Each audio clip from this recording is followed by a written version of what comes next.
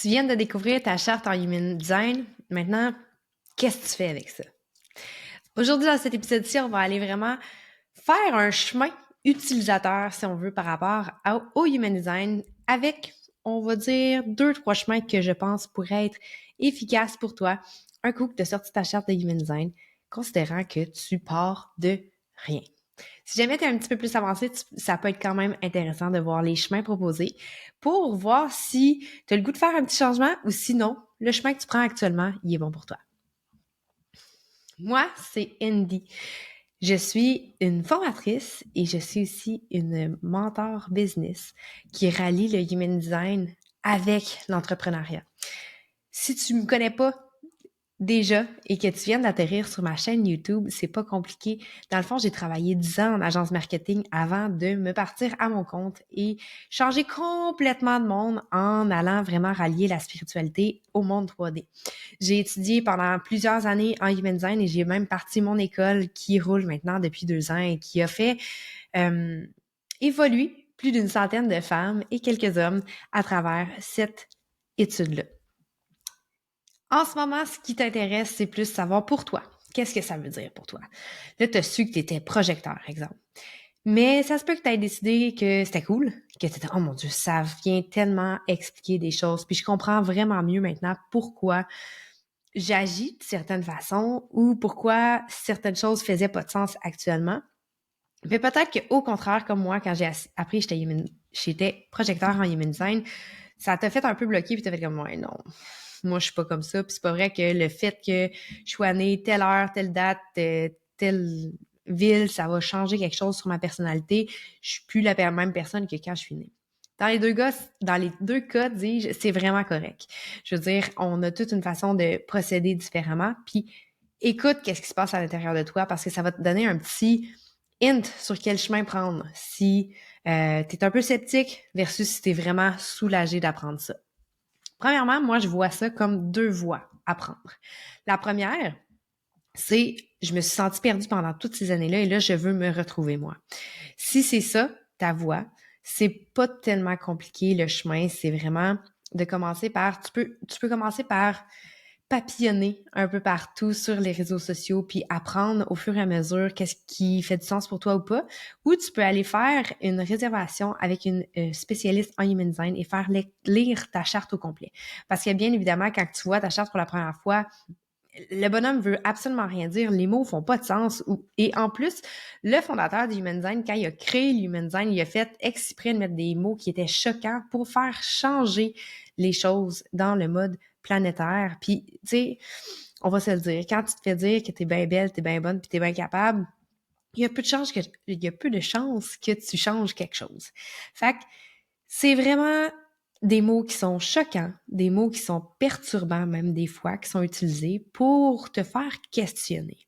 Le Human Design, il ne faut pas l'oublier, c'est un outil. Hein. C'est un outil de connaissance de soi. Puis si jamais tu ne l'utilises pas de cette façon-là, comme un outil qui t'aide à retourner en toi, et que tu l'utilises comme une marche à suivre, c'est là que tu vas t'embrouiller tes cartes, puis tu vas encore plus t'engourdir dans une méthode qui est extérieure. Donc, si pour toi, c'était juste tu te sens perdu puis tu veux vraiment retrouver ton chemin, tu vas dans le chemin que je vais dire classique. Fait que là, tu commences avec par toi-même ou faire une lecture de charte. Un coup que tu as fait ta lecture de charte, tu vas commencer par vraiment mettre la table sur c'est quoi ça veut dire pour toi, ton type, sa stratégie, c'est quoi ton autorité, ta signature, ton nom-soi. Tu vas vraiment te baser sur ça, là, tu vas faire un bon bout de chemin juste avec ça. Pour aller voir comment tu ressens les informations, puis qu'est-ce qui est aligné en ce moment, puis qu'est-ce qui est pas aligné, puis aller faire de façon plus naturelle le tri de qu'est-ce qui est bon pour toi ou pas. À travers ce processus-là, tu peux être accompagné ou tu peux décider de le faire par toi-même. Dans tous les cas, comme c'est mentionné plusieurs fois sur les réseaux sociaux, l'important, c'est que tu trouves ta tribe. Il faut pas que tu trouves les personnes qui... faut pas que tu t'attendes d'être supporté à 100% par les personnes qui t'aimaient de la façon que tu n'étais pas bien, parce que pour eux, c'est déstabilisant puis ils comprennent pas pourquoi tu veux changer. OK? Fait que si ton chemin il est plus personnel, tu peux vraiment trouver beaucoup de monde sur Internet qui peuvent t'accompagner à travers ça, puis fais confiance en toi. Qu'est-ce que ça fait à l'intérieur de toi quand tu fais le choix ou pas? Ensuite, le deuxième chemin. Ça, c'est le chemin qui, je vais dire, m'intéresse dans le sens que c'était mon chemin à moi et c'est le chemin dans lequel je navigue plus en profondeur, si on veut, dans mon entreprise et avec les personnes avec qui je travaille. C'est, tu as décidé de faire le test, entre guillemets, du Human Design pour aller voir qu'est-ce qui était pas correct avec toi, pourquoi que ça fonctionnait pas, les façons de faire actuelles dans ton chemin entrepreneurial ou dans tes ambitions de vie. Ça peut être dans ton entreprise personnelle, comme ça peut être dans tes relations, comme ça peut être en tant que salarié. Ça, c'est pas important, mais c'est plus, t'étais comme, what's wrong with me? Pourquoi je réussis pas à magnétiser les choses qui fonctionnent pour tout le monde? Puis je me sens un peu un extraterrestre, puis j'ai pas nécessairement un mal-être, mais je suis annoyed, je suis frustrée, je me sens vraiment incomprise. OK? Moi, c'est un peu de cette facette-là que j'ai utilisé l'Human Design dès le départ parce que ça faisait un certain temps que j'étais une entrepreneur en ligne, puis ça faisait 12 ans que je travaillais en agence marketing. Je sais comment faire pour mettre en place des projets. Je sais c'est comment faire pour regarder les retours sur investissement, toutes ces affaires-là. Puis je suis très intelligente, on va dire ça de cette façon-là, du niveau rationnel, niveau 3D. Mais je comprenais pas comment ça, dans le monde des réseaux sociaux, j'arrivais pas à faire ma place. J'étais comme, voyons, je suis compétente, mais personne me voit. Puis j'ai pas de poids par rapport à des personnes qui ont des 5 000, 10 000, 15 000, 20 000 abonnés. C'est sûr, là, moi, dans ce temps-là, j'avais 300-400 abonnés. Ça faisait pas de sens, là. J'étais comme, je réussirai jamais à percer en faisant qu'est-ce que je fais en ce moment. Puis de toute façon, je commence à être vraiment tannée. Puis je sens que même si je fais toutes les choses, ça fonctionne pas pour moi. Ça, c'est l'approche plus problème, solution. Dans l'approche du Human Design avec la business et la carrière, c'est vraiment plus cette approche-là. C'est pas une investigation de retour à soi nécessairement, c'est il y a un problème, je vais aller chercher la solution. Fait que là, tu as su, exemple, tu étais projecteur ou tu étais générateur, puis en ce moment, tu as une problématique et tu veux aller investiguer pour trouver la solution et te sortir de ce pétrin-là. C'est pas un mal-être, c'est un inconfort ou c'est une situation qui est désagréable puis qui fait pas de sens pour toi. Le Human Design de cette approche-là, c'est vraiment plus dans le mode 3D, le mode problème-solution. Que ce soit dans l'approche 3D ou dans l'approche retour à soi, spirituel et tout, il n'y a pas une bonne ou une mauvaise manière de le faire. Dans les deux cas, c'est retour à soi pour ressentir, même si les personnes à l'extérieur de moi me pointent vers une direction, comment que je me sens quand je suis dans ce chemin-là. Qu'est-ce qui fait en sorte que je me mets encore dans ce chemin-là. La différence, c'est vraiment qu'on va aller voir qu'est-ce qu'il y a dans la charte avec un œil d'investigation, un œil de chercher où ça bloque. On va aller vraiment plus vouloir aller avoir un résultat rapide. J'aime pas dire ça de cette façon-là parce que le déconditionnement en Human Design, ça prend 7 ans et si tu veux mon opinion, ça peut prendre toute une vie parce qu'on est conditionné à tous les jours. Mais quand tu te dis, OK, là en ce moment, je fais toutes ces actions-là, mais ça fonctionne pas, je veux un résultat par rapport à ce que je fais maintenant. L'approche du Human Design Business, c'est cette approche-là. C'est OK, je sais qu'il faut que je fasse des stories, puis qu'il faut que je fasse des reels, que je montre ma face, mais à chaque fois, je suis pas capable d'aller de l'avant, je me sens pas bien, je bégaye, j'ai l'air d'une incompétente, puis pourtant, j'ai plein de compétences. Problème, solution. Solution, c'est pas de te cacher. Solution, c'est d'aller voir où se situe l'inconfort. Fait que dans ta charte de Human Design, tu vas pouvoir aller voir c'est quoi tes constantes, c'est quoi tes ouvertures, c'est quoi ta stratégie, comment tu vas aller prendre tes décisions, puis qu'est-ce qui fait en sorte que peut-être c'est pas nécessairement l'inconfort d'être devant la caméra, c'est peut-être la peur d'échouer, c'est peut-être le sentiment que tu ne vas pas réussir à survivre dans cette jungle-là sur les réseaux sociaux. Fait que d'aller investiguer par rapport à qu'est-ce qui bloque, c'est quoi les distractions, puis c'est quoi les ombres, c'est là que tu vas aller avoir beaucoup plus de réponses et avoir des résultats, si on veut, un peu plus rapides parce que là, tu es capable de Au lieu il faut avoir les œillères ouvertes dans les réseaux sociaux pour voir qu'est-ce qui change, les mouvements, comment faire sa place, être capable de comprendre les chiffres de ces affaires-là, mais de remettre ses œillères quand c'est le temps de prendre ta décision pour toi. De mettre tes œillères ou de fermer tes oreilles, de mettre tes écouteurs pour pas entendre tout le bruit extérieur qui te dit de faire les choses d'une certaine façon quand c'est pas nécessairement la bonne façon pour toi. Fait que c'est là que tu vas aller chercher un chemin qui est plus OK, en ce moment, ça fonctionne pas, je veux me rendre là, mais clairement, chaque fois que je fais cette action-là, ça me fait reculer au lieu de me faire avancer. What's wrong with me?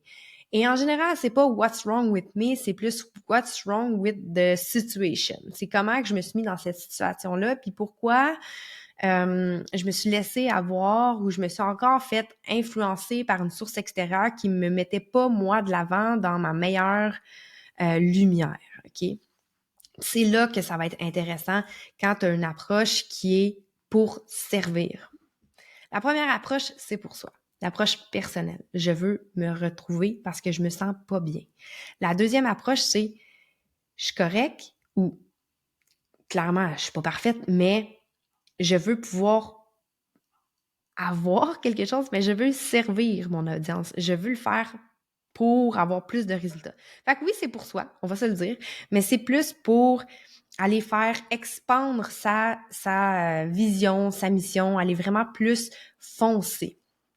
Fait qu'il y en a un qui est plus en mode action, puis il y en a un qui est plus en mode réflexion, mais dans les deux cas, il faut prendre le temps de s'introspecter. Le troisième chemin que j'ai envie de te dire qu'il pourrait avoir, c'est un peu un mix des deux. Dans le sens que je suis pas encore en train de faire mes essais-erreurs. J'ai pas encore une entreprise ou j'ai pas une situation qui fait en sorte que je bloque tout le temps puis je suis vraiment tannée. Mais clairement, je vois le monde se planter puis ça me tente pas de me planter moi non plus. Parce que j'observe les choses qui fonctionnent pas, mais à chaque fois que je fais « Ah, OK, là, ça a l'air de fonctionner », ça bouge encore parce que l'entrepreneuriat en ligne, ça bouge constamment. Faire sa place, ça peut être complexe. Fait que là, t'es comme « Moi, ça me tente pas, là. » Fait que je veux me recentrer sur moi, me comprendre moi, avoir beaucoup plus d'ancrage dans qui je suis, puis ensuite me projeter vers l'extérieur, puis aller faire mes investigations. Voir qu'est-ce qui fonctionne pas, mes tests, est-ce que je le fais toute seule, je le fais accompagner et tout. Dans le premier cas, je t'avais dit, c'était un petit peu plus straightforward. Le cas personnel, c'est tu apprends que t'es ça, tu fais lire ta charte, tu fais ton déconditionnement, puis après ça, tu vas dans la roue de est-ce que j'écoute mon type, ma stratégie, son autorité? Et je reviens toujours à ça. Parce que quand on a des distractions, quand on a des conditionnements, quand on voit que les choses ne vont pas bien, on peut regarder vraiment loin dans la charte qu'est-ce qui est désaligné, mais en général, après ça, en revenant à soi, dire est-ce que j'ai attendu l'invitation ou est-ce que j'ai écouté mon sacral? Est-ce que j'ai pris le temps de déposer l'information et de faire surfer ma vague? C'est là souvent que tu vas aller avoir la majorité des réponses. En mode entrepreneur, c'est de comprendre où sont tes distractions. C'est de comprendre, c'est quoi tes forces? C'est quoi tes constantes dans ta charte? Ça, je peux te le dire, c'est la majorité des choses qui sont colorées. Les choses qui sont colorées dans ta charte, c'est quelque chose qui est constant en toi. Fait que si tu as des gros morceaux là, qui sont colorés, les centres, c'est des fonctions qui sont très précises, qui sont colorées. Fait que ça, c'est pour toi, tu projettes cette information-là de l'extérieur, puis c'est comme ça que tu vas aller projeter ton message. Tu vas aller comprendre ces choses-là et voir si tu l'utilises de façon saine ou non saine. Après, tu vas aller avec ces informations-là, tu reviens à toi. C'est quoi ton type? C'est quoi ta stratégie? C'est quoi ton autorité? Tu vois que le chemin, il est différent. Tu veux pouvoir comprendre l'ensemble. OK, moi, j'ai ça. OK, parfait. Je regarde, c'est clairement pas aligné. Je suis pas de la bonne façon. OK, parfait. Comment je fais pour revenir dans ma résolution de problème? Je reviens à mon type, ma stratégie, mon autorité. Et ensuite, je commence à voir où sont mes distractions dans qu'est-ce qui est non coloré dans ma charte. Qu'est-ce qui m'influence? Comment je me fais influencer? Puis c'est là que ton investigation va être beaucoup plus straightforward. J'ai créé un blueprint qui est un outil de 150 pages. Il y a une cinquantaine de pages d'instructions et le reste, c'est beaucoup pour ton introspection. qui va vraiment en détail dans ta charte sur les informations qui sont importantes à comprendre dans ta charte pour une personne qui est dans un cheminement entrepreneurial.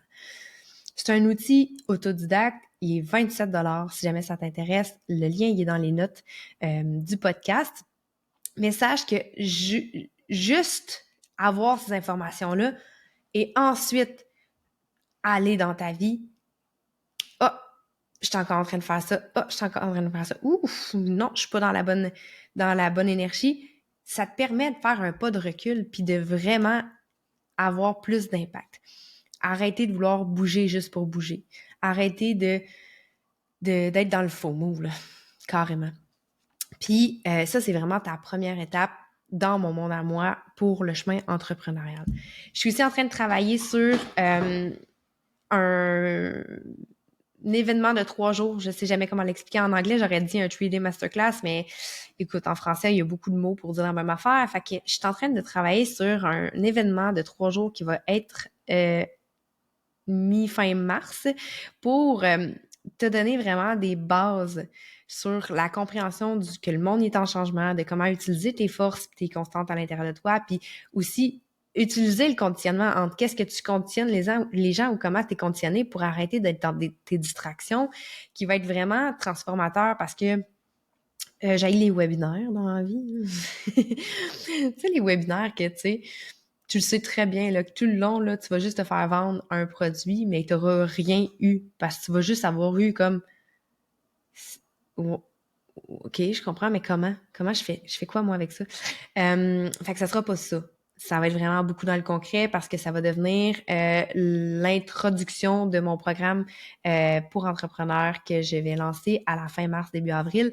Donc, c'est quelque chose que tu peux l'avoir gratuitement, mais après cette occasion-là, ça va être dans mon produit payant. Fait que ça vaut la peine. Je t'en parle bien trop vite. Comme d'habitude, je suis pas bien bonne à garder les secrets. Mais sache que quand tu trouves ta charte, si je pouvais te donner 3 conseils, fait que là, je t'ai donné 3 chemins. Il y a un chemin qui est pour toi, parce que tu te sens dans un mal-être et tu sens que tu as besoin de changer des choses. Il y a un chemin qui est pour les autres, pour ton impact, pour ta mission, ta vision, qui est plus le mode entrepreneur. Puis il y a un mix des deux pour pouvoir créer ta fondation avant de te lancer. Il n'y a pas de bon chemin ou de mauvais chemin. Il y a d'autres chemins. Là, je t'en ai présenté 3. Il y en a 592 000. C'est pas un vrai chiffre, c'est juste en voulant dire, il y en a vraiment beaucoup. Tu vas le savoir à l'intérieur de toi. Qu'est-ce qui est le mieux pour toi quand tu te fais confiance puis que tu es capable de mieux t'introspecter. Les 3 choses que je pourrais te dire pour ton début ou ton réalignement, peu importe que ce soit personnel ou professionnel, la première chose qu'il faut que tu fasses, c'est d'accepter de prendre un pas de recul. Accepter de prendre un pas de recul, ça veut vraiment dire que même si tu es stressé, même si tu as une anxiété financière, même si tu vois tout le monde bouger, arrête. Arrête pour faire baisser le bruit à l'extérieur. Prends un pas de recul, ferme tes réseaux sociaux pendant une couple de jours, va te ressourcer avec ta famille, avec tes amis, en nature, va faire un voyage, m'en fous, fais quelque chose pour revenir à toi. Parce que des fois, tu vas avoir des réponses qui font en sorte que tu te rends compte que tu faisais un chemin qui n'était pas le tien. La deuxième chose que je pourrais te dire pour ton cheminement, où est-ce que tu en es en ce moment, c'est qu'il y a énormément de choses gratuites sur les internets. OK? Assure-toi de suivre les bonnes personnes, les personnes qui te font sentir bien et non les personnes qui te font sentir comme une comparaison constante entre un sentiment d'échec puis un besoin de prouver quoi que ce soit. Il y a des personnes qui vont te mettre une énorme pression et poids sur toi juste en étant qui ils sont, puis c'est pas contre toi. Ils font pas contre toi nécessairement, ben quoi qu'il y en a, là. Mais ils font pour eux parce que c'est leur chemin à eux. Ça peut être ta meilleure amie, ça peut être moi, ça peut être ta coach, peu importe. Au fait, si c'est ta coach, fais juste en sorte que ça soit plus ta coach. Elle devrait pas te faire sentir comme une merde. Mais même si c'est des personnes dans ton environnement, dans ton domaine qui font pas sentir bien, même si c'est des personnes que tu aimes, mais la projection qu'ils ont sur les réseaux sociaux te met de la pression, delete-moi ça. C'est pas obligé d'être forever, mais temporairement, protège ton énergie quand tu sens que t'es désaligné puis t'es dans un mode FOMO, là. OK? Et mon troisième point, c'est oublie pas que les réseaux sociaux, c'est juste 1% de la vie des gens. Je sais que c'est dit souvent, mais c'est un rappel qu'il faut vraiment se prendre au sérieux, OK? Parce que moi, je passe pas ma vie sur Internet à montrer mon bordel. C'est pas relevant, c'est pas quelque chose qui va aider à faire avancer mes personnes qui me suivent, mes clientes ou mes clientes potentielles, ça va pas les aider à avancer. Je vais parler de mon introspection quand je me sens désalignée parce que c'est ce qui est là, mais je vais pas passer mon temps constant à expliquer ça. Chaque personne a ses baggages, chaque personne a ses problématiques, chaque personne a sa vie. Tu peux pas comparer la tienne à personne d'autre parce qu'on n'est pas toutes pareilles. Puis c'est d'ailleurs le sujet de l'épisode de la semaine prochaine. La comparaison sur les réseaux sociaux et le fait, spoiler, qu'on n'est pas tous égaux. On n'est pas tous égaux et on ne peut pas tous réussir de la même façon. Puis je vais te parler de ça la semaine prochaine en profondeur parce que c'est beaucoup plus que juste une petite phrase pour t'aider à te déculpabiliser.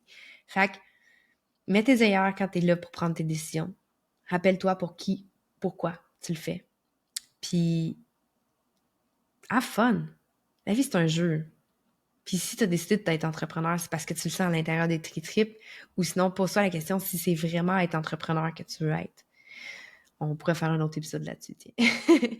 Fait que j'espère que tu vas avoir apprécié cet épisode-ci. On se reparle très bientôt et si jamais tu as envie de me dire un coucou, c'est toujours sur Instagram que je suis le plus active. Ça va me faire plaisir de te parler. Sinon, on se dit à très bientôt. Bye là!